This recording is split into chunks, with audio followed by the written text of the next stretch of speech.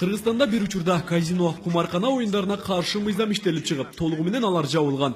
Кийинчерээк анын ордуна оюн автоматтары ээлеп калган. Бирок көп өтпөй парламент ага да каршы болуп, толугу менен акча сайылуучу компьютердеги оюндарды жабуу жагын жактап чыгышкан. Бирок учурда бул мыйзам күчүн жоготтуба. Анткени сузактын ичинде убагында 1-2 гана оюн автоматтары бар болсо, азыр алардын саны тескерисинче 3-4кө көбөйгөн. Бизге түшкөн маалыматтар боюнча сузактын Борбордук көчө четинде ойнотулуп жатат деген автоматты клубтарга баш багып көрдүк. Анда караңгы киргенде топтошуп, акча сайып ойноп жаткан жашоочуларды жолуктурдук. Автомат болсо кадимкисиндей эле өз ишин улантып жатыптыр. Мыйзамды эле иштаткан жерби? Ооба. Казино жабылгандарын, игровой автоматтар жабылгандарын билесизби? Ооба. Кайсы депутаттар Мен бул жерде жөнүндө иштейм. Өзү келип, сөздөр менен сүйлөшүп аласыңар шефтер менен. Бул бир эле жерде эмес, 3-4 жерде экени да ачыкталды. Мыйзамга каршы иш туткандар ким экенин же артында кайсыл белдүү чиновник бар экенин билүүгө кызыгып көрдүк. Бул жайды иштеткендер болсо шефибиз азыр келет деген жообун телефондо кимдир бирөө менен сүйлөшкөндөн соң билдирип турушту.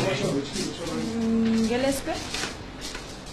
Bir учурда унаасын учур айдап, бир мырза четке чыгып сүйлөшөлү деген тарызда жетип келди да, бирок кайра эле тартып жаткан камераларды көрүп, мен эч нерсени билбейт элем деп четке чыга берди.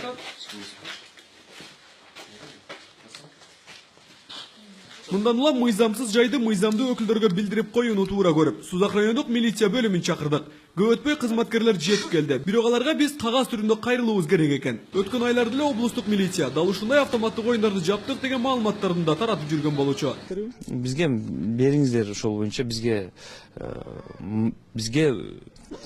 Далилдүү фактыларды. Бизге бериңиздер маалыматты. Боюнча ушундай ушул адресте ушул кимдин фамилиясы, кимдин немеси боюнча бизге жазуу түрүндө маалымат бериңиздер. Буга чейин сиздерде эч кандай маалымат болбойт? Жок, бизде жок.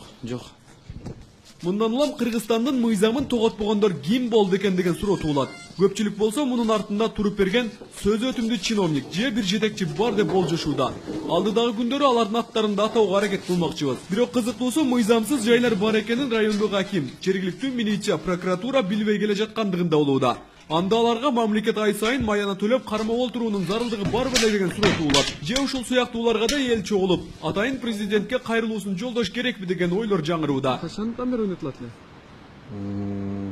2 жыл болуп керек, по-моему. 2 жылдан бери токтоо ойноп келет. Токтоо ойноп. ызычуу болобу анчамчы, мушташып же арасы? Ызычуу болот. Бир азыркы күндө именно биздин Сузакта болуп аткан бул жаман бир маселеде ошо казинодун мен лично жаңы жылга карата боло турган сессияда өзүм коллегаларым менен ошого бир катты көңүл буруп ошо казиноду Кудай кааласа жабышка аракет кылабыз. Эми мен бул мамлекетибиздин башчыларынан да суранып кетем. Бул кичине мындай көңүл буруп койгула бул Сузакка, ошо казинолорго. Алардын кандай адамдар крышевать этип атат? Рамис Каимов, Шерзат Эгембердиев, Эркин Салиев, 7 канал.